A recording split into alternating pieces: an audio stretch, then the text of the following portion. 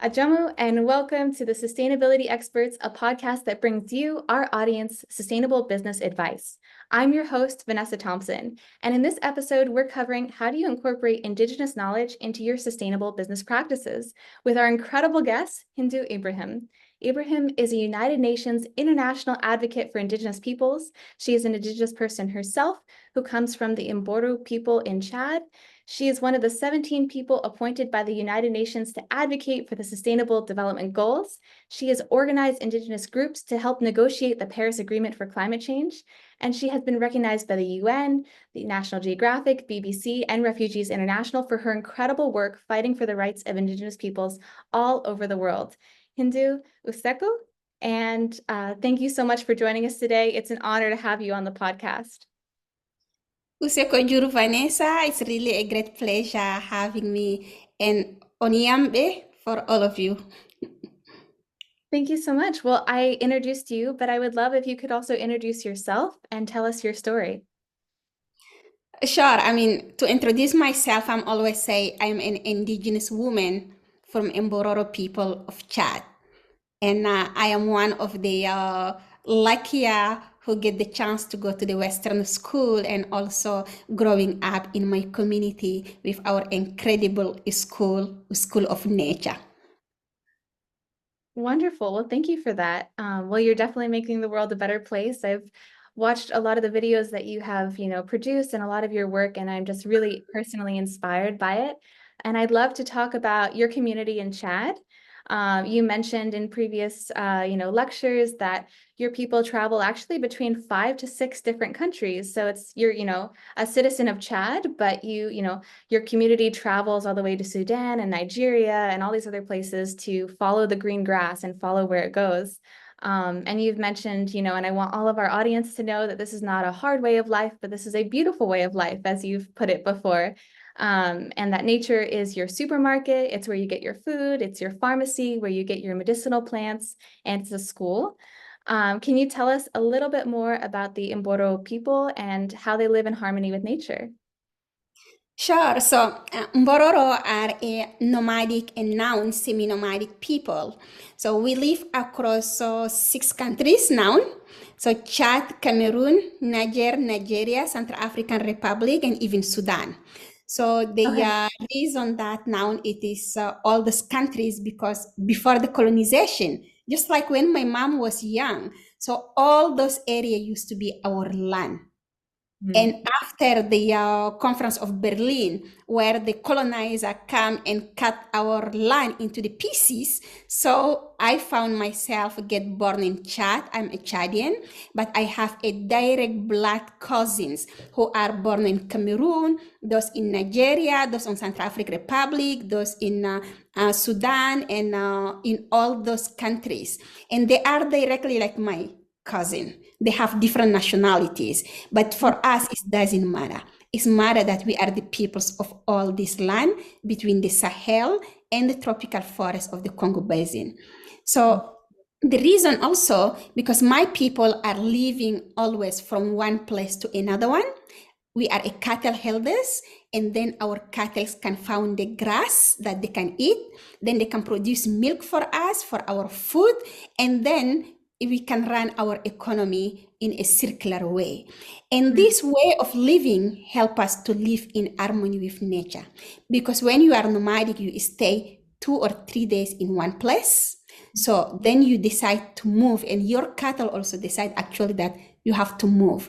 So the way that you are moving, you are giving the nature the time to get regenerated in a natural way.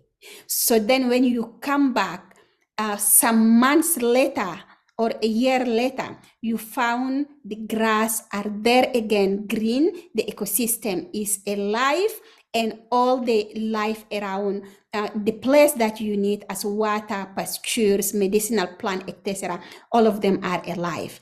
And then our cattle can just put all the nutriment that the land is needed from our cow dung. So if you stay just a little in the place, your cow dung become a natural fertilizer. They do not emit the methane. And at the end of the day, so my peoples are the people who are living in harmony with the nature, and our milk and our meat are carbon neutral, even carbon positive, because Wow. our way of living is much protecting the nature. So we are not talking about the uh, bioorganic food, but we are talking about carbon positive for the nature and people. Wow, that's incredible. And you also mentioned that a lot of the indigenous knowledge tells you exactly the weather patterns and also where you're going to go and how the cattle will move. What kind of knowledge do you use to decide where you move next? So as we are moving around the places, of course, we don't have electricity with Hmm. us. And then we cannot dream about having internet or checking our cell phone to see if it's going to rain or it's going to Huh. be whatever weather that to displace. Yeah. So our best app and our best science are the nature, what we are learning from our nature. So, Mm. for example, if we wanted to move from dry area to the wet area or from wet area to dry area, we are observing the season. Mm. So maybe in the Western calendar, the season are four. So Okay. then from the winter to all the autumn and whatever season you have four. And every 3 months with the exact date. And even when you look at that, I'm amazed because I arrived in Paris yesterday, and then it's supposed to be like the end of winter, and surprise today in the south of France is a big snow. So for them, even it's not like normal because Oh, the season yeah. not changing. So for us, we don't have right to make a mistake in a changing season, and all our seasons are ecosystemic based. For Mm. those who are living between the desert and the dry area, the savannas, there is 5 seasons. And those who are living between the savannas and tropical forests, there is 7 seasons. Okay. Each season have a specific announcement, from the environmental informations to Mm. the ecological informations and to all the astrological informations. So firstly, we have to look at the direction of the winds. If the Okay. wind is coming from the south or north, if the wind is heavy or if the wind is dry, and if the wind coming early morning or at the middle of the day or at the end of the day. Every wind is special. So you cannot just like say, oh, there is wind and that's it. And then Mm. we look at also the trees, the flowers of the trees, the fruits of the trees. We have certain fruits who have liquid inside. We have to break them and look at the liquid inside. Mm. Then we have to look at the sky from the star. Of course, we have millions of the stars on the sky, Mm. but we follow only 28 of them. And from 28, we know each of them is going from its race and to the end, disappearing like 10 days. Mm. Only two of them that have 14 days. And those specific stars, we know at what time they are raising and then when they are raising. So we follow all those different kind of knowledge, and we know it is time that the rainy season is coming. You have to go from this region to another one. Mm. Or you have to look at say like, oh, it's going to rain into the next 2 hours.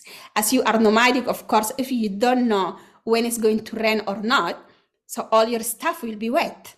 So you have to Yeah. know if it's raining into the next 2 hours and you pack your stuff. And you have also to plan if it's going to be a good rainy season the next year, to Mm. plan your migration or not.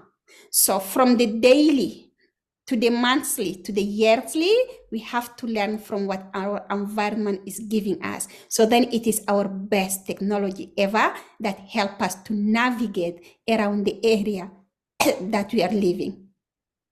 Wow, that is incredible. And you mentioned also in another interview, you mentioned that even a kid of 7 years old can have a relationship with the lion or the elephant at the same watering hole and take all of the cattle by, him or herself to the watering hole and not be in danger from the other animals that might be at that same watering hole. And that's because, you live in harmony with nature and you build a relationship with the other animals. How does that work? And how are, your people able to build such a wonderful relationship with the other animals? I see that you did really your homework. you know, I you know tried. from what I what I did, and I hope also like all the editor are listening, and then they will be looking more about those informations. Mhm, So of course, while kids, you have to understand how you live in harmony with nature. So mm, for the boys, when you have 7 years old, you can take hundreds of hair to go for the journey wow. around the road. And then of course they are not preparing the food and giving you like the food in your box like you are going to school, you have your lunch, or you Yeah. have your whatever money to buy food. No, your nature is the best supermarket where you can get the food. Mhm, So then you need water. So you need water for your cattle, you need water for yourself. And while it is the same ecosystem, there is not tap for each animal. There is the same lake or same river or same water point for all the wild animals, including us. So then the kids know exactly at what time the lion can go and drink water, at what time the elephant drink, mhm, at what time the giraffe, excuse me, and the rest of the animals are going to drink. So everyone have his time, either mhm, the early morning, the middle day, or the end of the day. The mhm, cattle drinks 2 times. Cattle drink morning and afternoon. So you have to find the way that you already understand how you can share the natural resources without getting into the conflict with each other. And mhm, you know also through which area each animal are going. This is very important to know. Like everyone, every species of the nature have his time and have his place where he used to go and drink the water. So you just like have to avoid that. And oh, as you understand, you just like manage. You can, if the lion is going in the eastern part, you go to the western part, you can see each other, but the lion don't care about you because the lion care about the water that he come to drink. And yourself, you don't care about the lion, you care about bringing your cattle to drink the water. So then everyone is sharing the natural resources. And this is also the living in harmony with nature. mhm, And actually, when we come like in a dry season, so it's like I compare that like an inflation of the price when you are in the modern life, that yeah. you go to the supermarket, the price are increasing, etc., and the poor are most impacted. So Mhm, when you have the inflation of the nature, so that's mean when you have the weather patterns like it is more dry season, there is not enough water, there is not enough food for the worldwide animals. The mhm. community decide to sacrifice some of our cattle to the wild animals. Interesting. So the wild animals do not attack our animals at all. So people can just remember when they are going to safari or to whatever, they see kids with the cattle, with the sheep there, but you do not hear those wild wilds are attacking the villages to eat all the cattle or to eat all the sheep. They do not have this culture because when it is very hard time, they do Mhm, not attack us, but we do them a sacrifice to some of the animals. So people need to think about when you have more, you must share. It is not a charity, but it is the way of living well.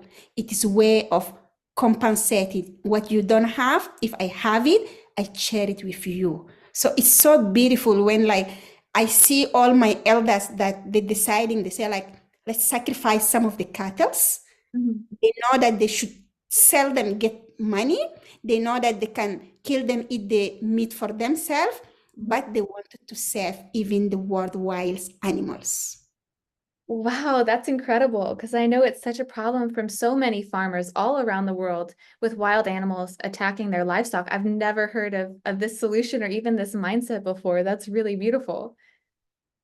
That's true. Actually, also in France, like I'm seeing some of the herders, Hmm. and with the government, they always like sitting down to discuss because the government want to reintroduce some of the wild animals, and then the wild animals wanted to kill the sheep, and then they just like kill the wild animals, and then it's like on and political conflict. I just like look at them and say like, you really lost how to live in harmony with the nature. The wild animals, you occupying their land. So you Yeah. must respect them. And then you must share the resources rather than just creating it as a political issue. But Mhm. no, it is a living in harmony issue. Yeah, absolutely. And that's the truly sustainable way of living.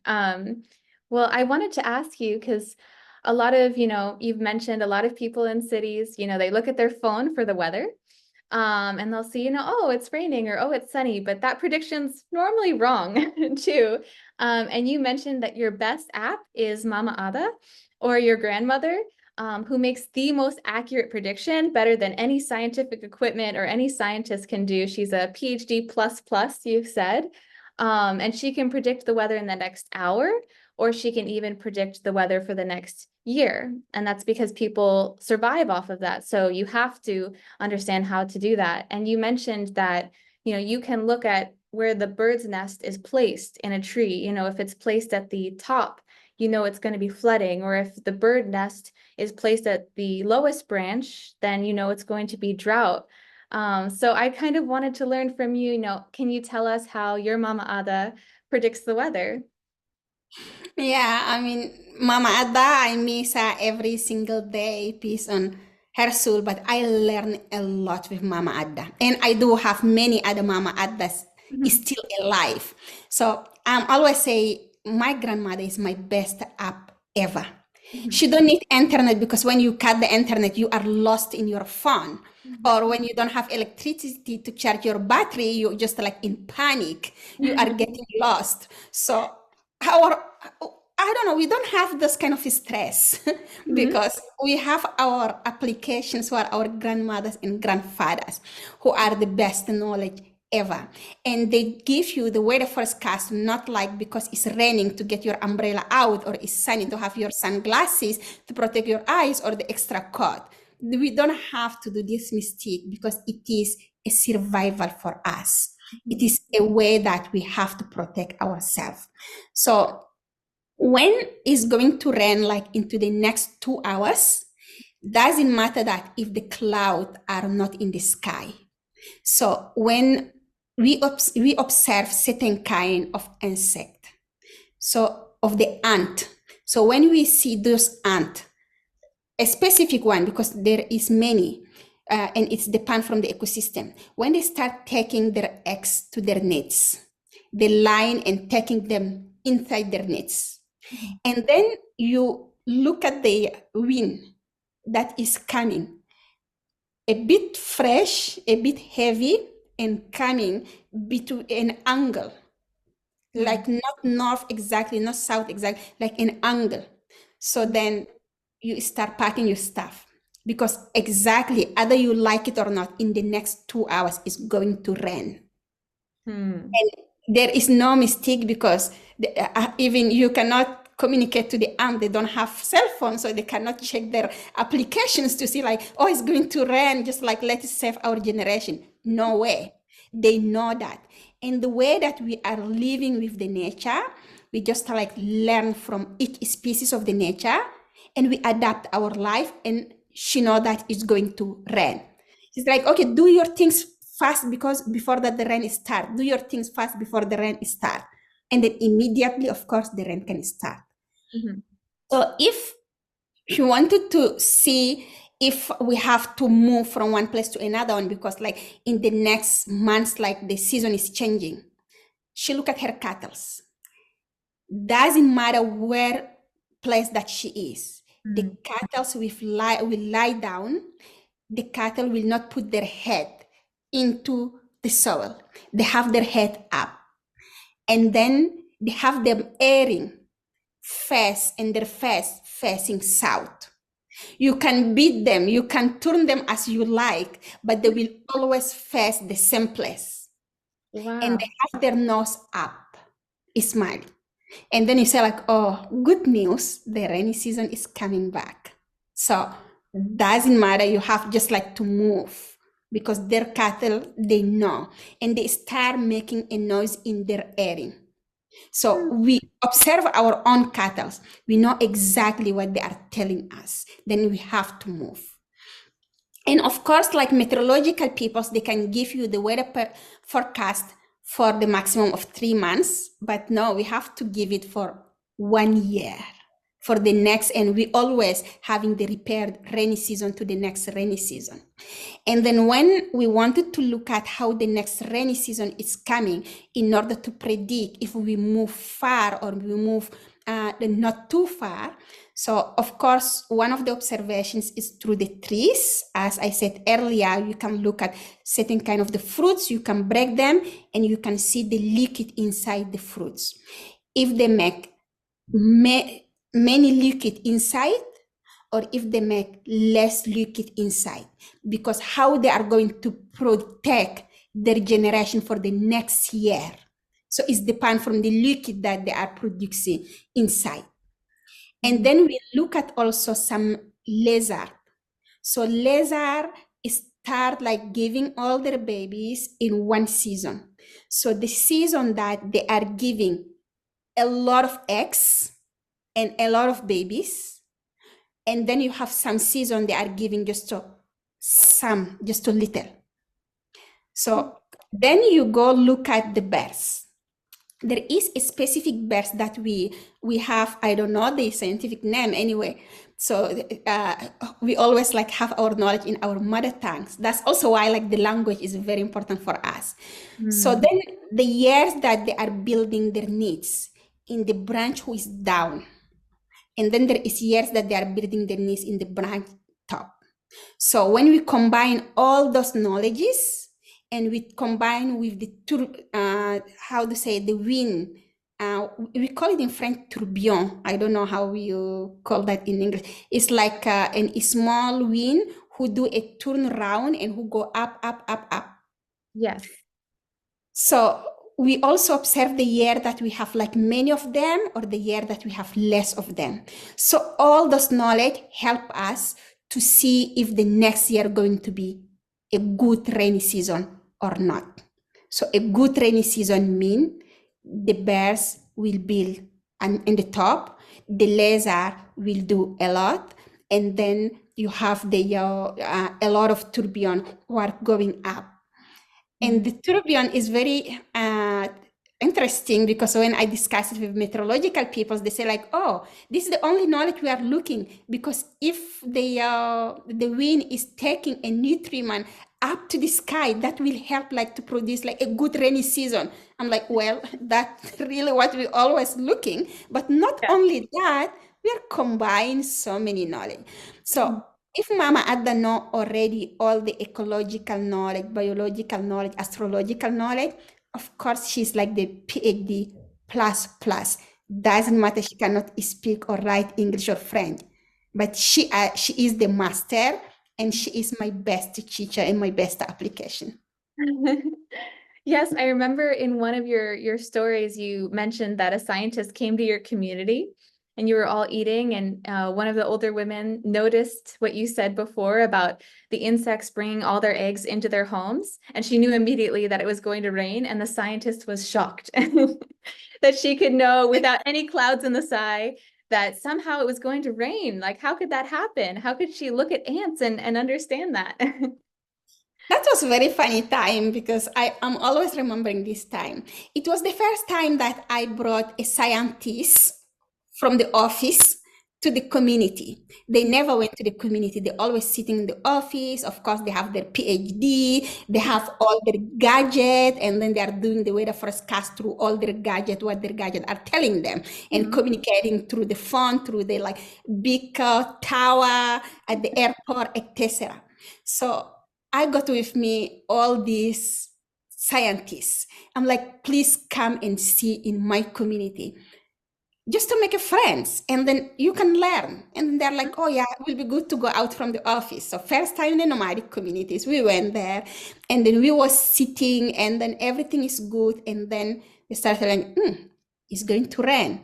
And then the scientists like, no, it's fine, it's okay. And then they're just like enjoying the brooch under the trees and outside. And then we start like, we pack ourselves, our stuff. And then they're like, are we going to move? I'm like, no, we are not moving. It's going to rain. That's what they're saying. They're like, okay. They was thinking that it's going to rain maybe in the evening, but Yeah. suddenly a heavy rain started coming, and we are all like sitting down in under our tent and seeing the scientists running around, trying to find a bigger tree, trying to pack themselves, and then kids at the community, everyone is laughing because people coming from the city and just running around the places, we were laughing on them. So when the rain ended, and then they sit down and the serious discussion starts. How do you know it's going to rain? We're like, we taught you. And then she said like, oh, we look at just like the ant are packing. So then we have to pack also. And then it's going to rain. So then they're like, okay, so maybe we have many things to learn from you. I'm like, okay, it's good that you're recognizing you have to learn from us. It's not the opposite one. So it Yeah. was nice because we started like a platform of the knowledge exchange, and sad that the project didn't continue is because we lacking some of the technology on and finance, because the idea is how we can get a weather forecast through the app for the communities, where they have all the mark the knowledge, and then they give their weather forecast, and that will help the meteorological peoples to make also a long-term plan as a research to help the world to better adapt and be resilient. But yeah, unfortunately, not yet. That's a really cool project idea. I love that the Indigenous people could be telling the meteorologists what the weather Yes. is going to be so everyone can benefit. I love that.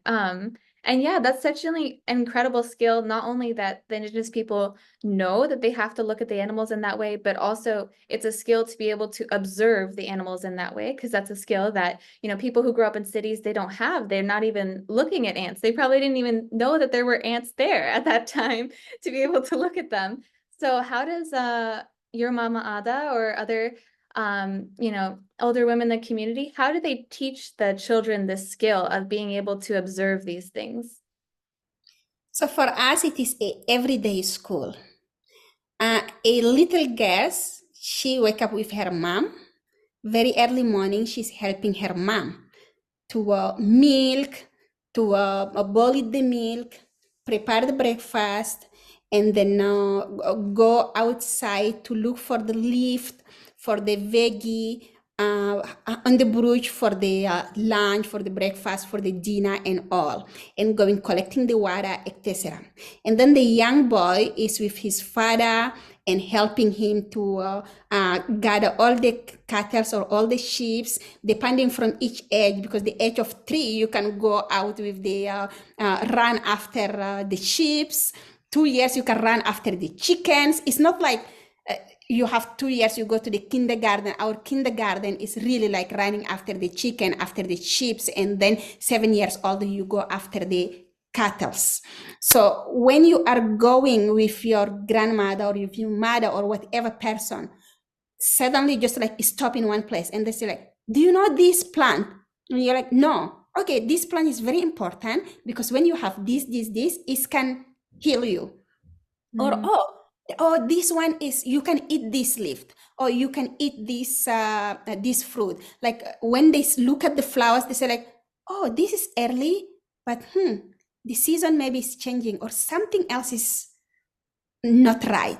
And when you come back home, so you debrief in all your journey, you just like you speak naturally, like, oh, I went to the brunch, I found this, and I don't know about that. And then someone else that you do not know can tell you like, oh, me too, I saw it, it is this, it is that. So then it's in our daily life growing up. So you always learning, you Mm. are passing the knowledge from one generation to another one, and our eldest generation are always teaching us the knowledge that we need for our daily life.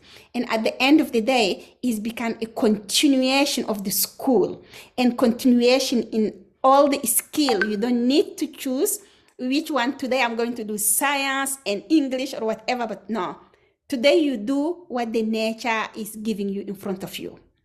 And tomorrow is another day. You do what the other nature gives you and what the ecosystem gives you. So the knowledge are passed from one generation to another one, and the details knowledge are always passed by the woman. Yeah, even the curriculum is based on nature and what nature is telling you in that moment. That's Yes. wonderful. And you mentioned that, even though Indigenous people only make up a small minority of the world's population, that they are protecting 80% of global biodiversity. And, for people who are listening to this podcast, biodiversity is very, very important for human survival. We probably would not be able to survive even the current climate crisis without the biodiversity that we have today. So biodiversity is very, very important.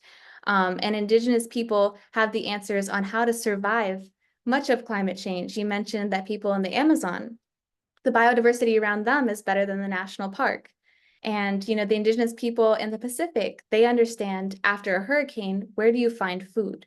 So Indigenous people all over the world are giving knowledge to people who live in cities or who are Indigenous. How do we survive, this changing climate that we're in?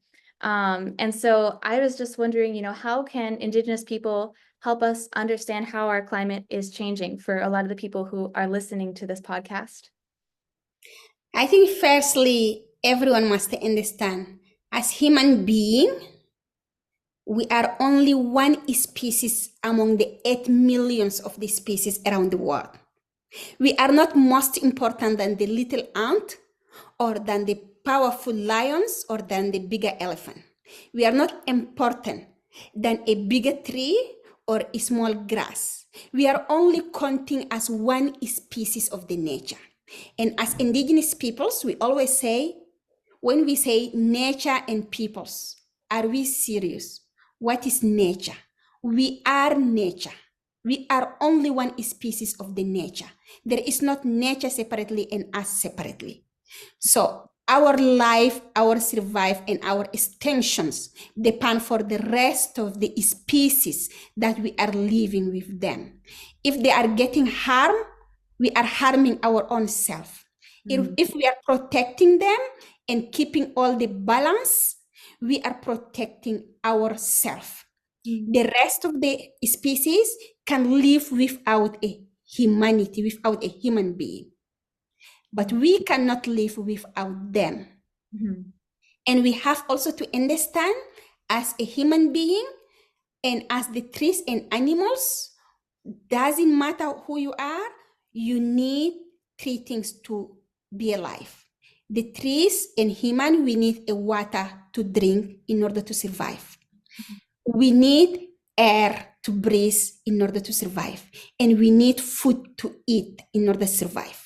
So if the soil is poor, so that means the trees cannot grow, the insect cannot come, the birds cannot fly, the butterfly cannot be there, and of course it's all the chain of whatever that happened to one, the others cannot survive. So that's why as Indigenous peoples, we know how to live in harmony with the nature. We respect every species of the nature. We keep the balance of it. We do not allow it one species to be more powerful than the other one. Otherwise, the rest of the balance is lost. And that is what we are calling biodiversity. It is not having one thing who can be a dominant. It is having the diversity that can make it more sustainable, more livable. And Indigenous peoples represent only 5% of the world's populations, but we protect 80% of the world's biodiversity. And when we say 80%, just to remember, my own people live across 6 countries. Yeah. So that means we live between the deserts, savannas, tropical forests, mountain, and even to the door of the oceans. So indigenous peoples around the world, we live through the high spot biodiversity, through the Amazon or Indonesia or Congo Basin, but also Alaska and all these Nordic countries who are the bigger glaciers that we need. Or we live in small islands or bigger islands around the world, all the oceans. Or we live in a bigger mountain like Himalaya, or you can come down to the savannas land. So we are living in all the world's ecosystem in all the planet. So that's mean, of course, when you just imagine that, you can understand how much we are protecting 80% of the world's biodiversity. And as we know how to keep it in harmony and in balance, so of course our land are most balanced and most fertile than a national park when they put a guard with a gun. Guard with the gun cannot know how to kill the invasive species of the plant because they cannot kill Right. them. And then they can just being then to protect those areas. To protect it to whom? To protect it to what? So that's always as indigenous people, so we laugh. We say like, you wanted to protect the forest, or you wanted to protect like a park, you wanted to protect it to whom? Like, we really do not understand. You don't want to have the lion coming or human being coming or whatever. Like, no, we are all living interactive. Mhm. Better that you say how you can all live in harmony than putting a gun to protect a place, Yeah. because you are losing those places a Mhm. lot by saying that you are not allowing indigenous peoples to live in this area by thinking they are destroying it. So world have a lot to learn from indigenous peoples Mhm. in this climate change era, Mhm. and we are resilient, and we are continuing to learn and to be resilient because we don't have any other choice. Mhm. But all the normal life that the other peoples have, it will be turned difficult, either they like it or not. Then it is already started. Look at all the fire in Canada that are hurting people in US. They cannot build a wall to stop the wind to fly. Yeah. So if they think just about that, they should invest in a sustainable way, protect the area, and stop the fire.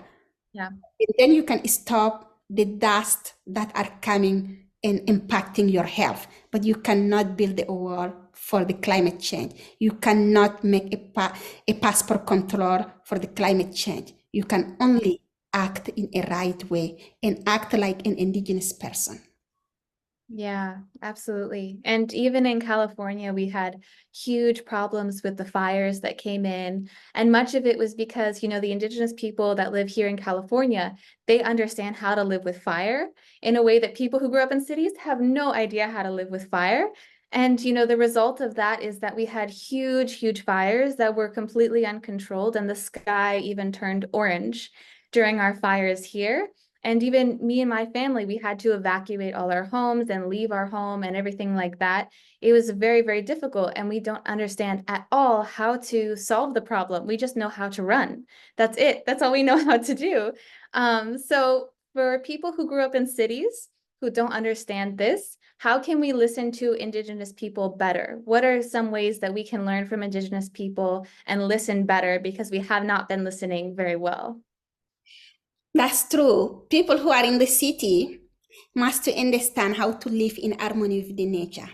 And we Mhm. are not asking you like to come and be a nomadic like me, but we're asking you how you can learn what I'm doing to serve you for your daily life. So we just to take what we need. We do not have the mindset of extraction and instructions. So Mhm. you take only what you need and think always to give it back to the nature, what you take, how you can protect it. Buy what is sustainable, buy locally, eat locally. Mhm. And that will help you to give market for the local, but also to know what you are eating. Mhm. people do not know where the food are coming from. And I'm amazed with some of the kids who just like maybe watch in the TV that chicken or chips or all, but at the end of the day, they saw the final product process into the supermarket. And everything is packed. Yeah. We need to pack everything, and everything has an aspirational date. Mhm. Even water, even bottle of water who have aspirational date. I'm always like amazed. I'm like, so water is getting expired? Like, okay. So then I don't know what else. Maybe as human being, we can have like, okay, by 2025, you are out of order. Like, what else? Is unacceptable. And Mhm. it is the way of consumption who is abusing to the nature. We Mhm. have to understand everything that we are buying is not coming from the sky. Everything is coming from the natural resources from the land. And if we are extracting every single day all the material that's surrounding us, Mhm. that means we are killing ourselves because we are killing the planet. We just need what we can use. You cannot use all the food that is piring and at the end of the day you put it into the garbage. It's not acceptable.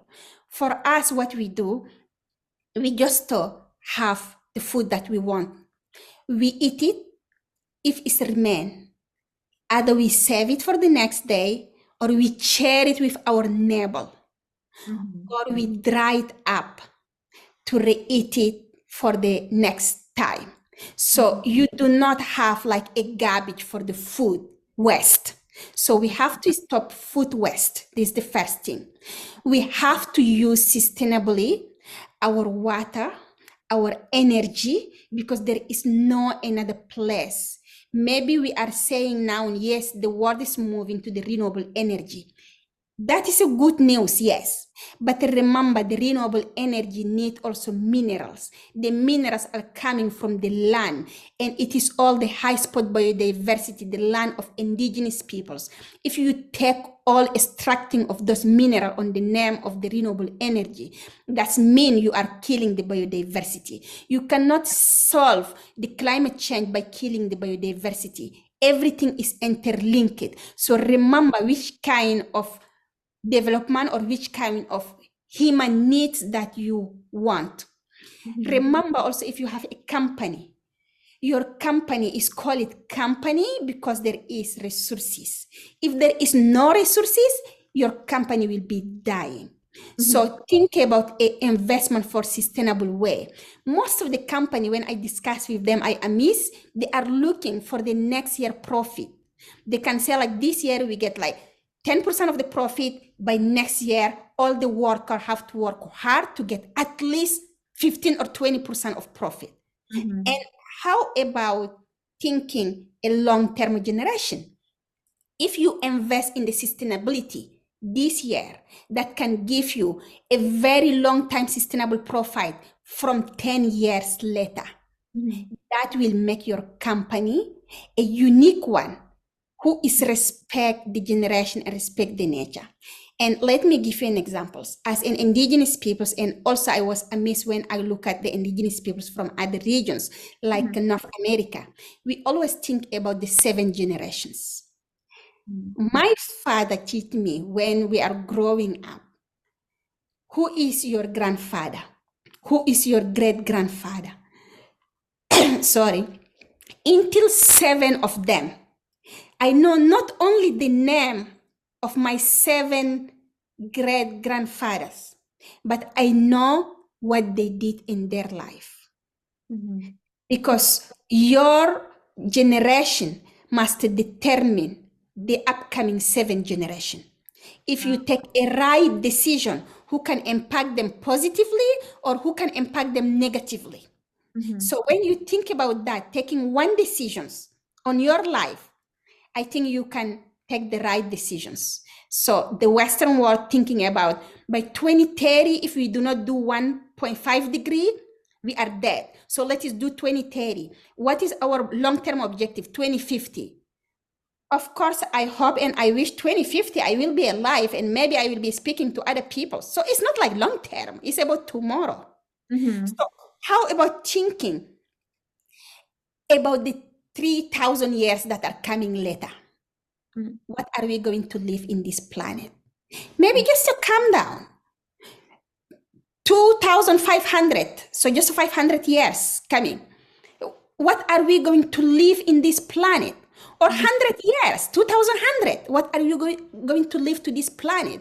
Is that your company going to exist or not? Are you going to give a legacy or not? So mm. we have to think a long term, and people in the city must think long term investment. Is not a sacrifice for today, but it is an investment for tomorrow. So we have a lot to learn, and we must live in harmony with the nature. Doesn't matter you are in the city, doesn't matter you are in the rural area. You need food, you need water, you need air to breathe. Think about just this basic to make your choice. Absolutely. I love that. And I love thinking about 7 generations out and also trying to think about what can you give back. I love all those things in terms of how we can shift our mindset as people. For, a small business owner, that's, thinking about how can I incorporate this new mindset into my day-to-day life. And they have, maybe some land, maybe some other types of assets.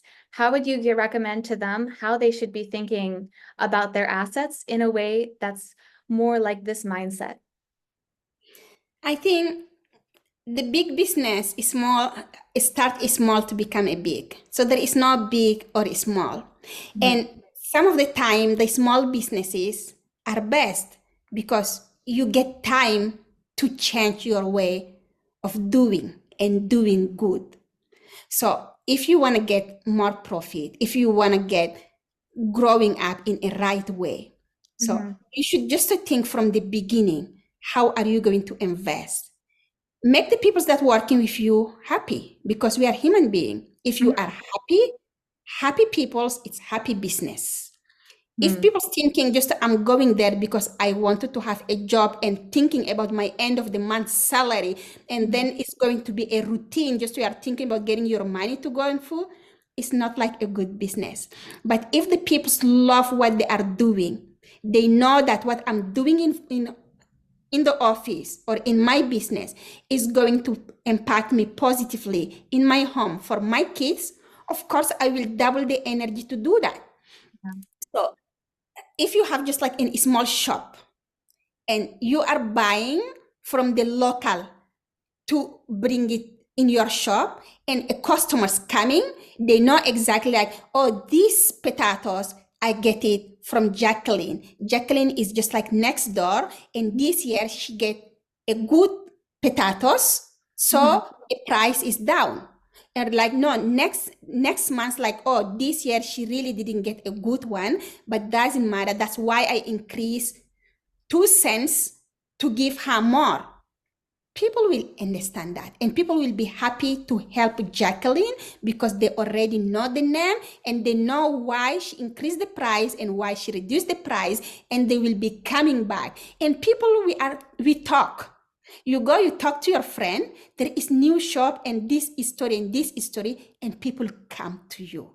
So mhm, if you have a right history, sustainable one, you make it human, and mhm. of course your business will grow, and of course people will be happy about what they are doing.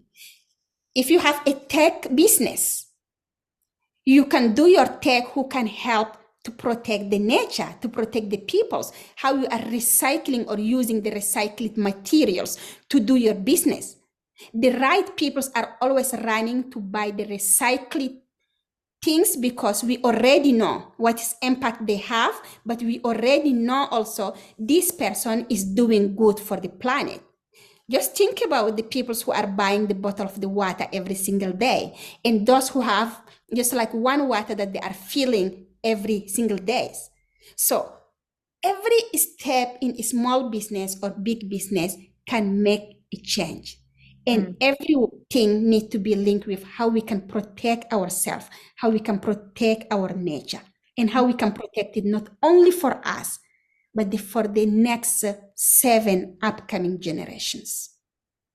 I love that. That's really beautiful. And do you have, any last advice for businesses before we wrap up, or even as individuals? how can we live our life in a more Indigenous way with an Indigenous mindset? So of course, so my last advice is like vote for right people. Mhm.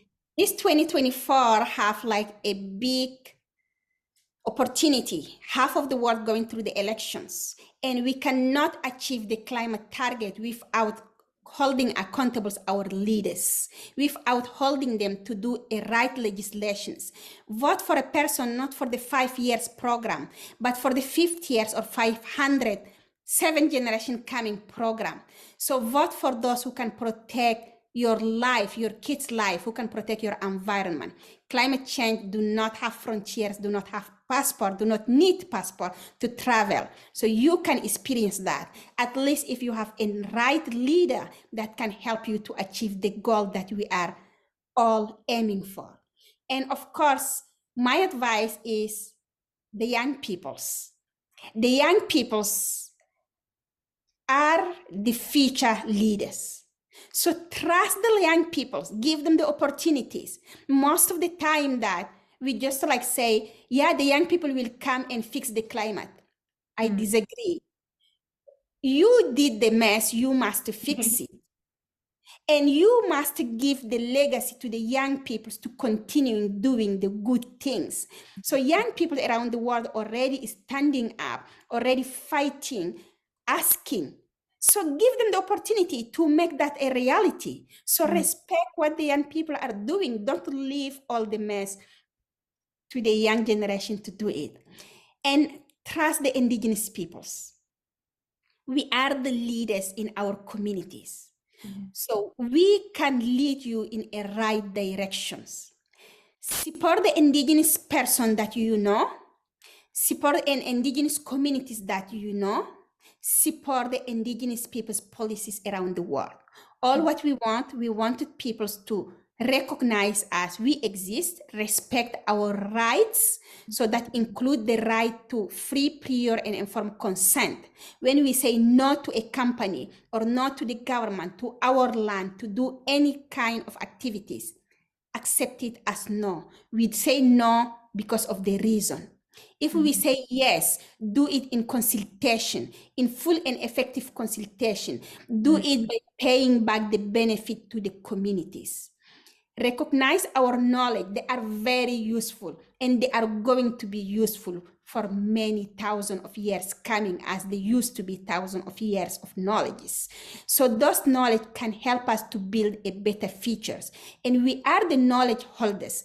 If we are not including into the decision making, we cannot decide for our knowledge to be in a right way.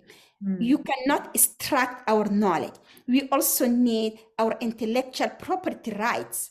As just to every single knowledge, our knowledge are important, and we wanted to have the ownership in order to transfer them from one generation to another one. For that, respect our language, respect our communities, our traditions, and give us the key to drive you in a safe place. We are the one who know how to get there, and we have our grandmothers and grandfathers, and we think about the 7th generation for you. So trust us. We will be leading you in a right direction. Invest on us by a direct access finance, not intermediary. So then the communities can get the program, the project that they want for themselves. Invest in indigenous peoples, it is investing in your future. So I'm really looking forward to talk with anyone who is interested on how you wanted to do it. We are there to guide you. And thank you, Vanessa, for the opportunity. Thank you so much for joining us today. It was an honor to have you on the podcast. Thank you for listening to this episode of the Sustainability Experts. If you liked the insights from our podcast, feel free to reach out to us on our website. We produce episodes with world-class executives every month and offer exclusive consulting and speaking services globally. Reach out to us and become a leader in your industry.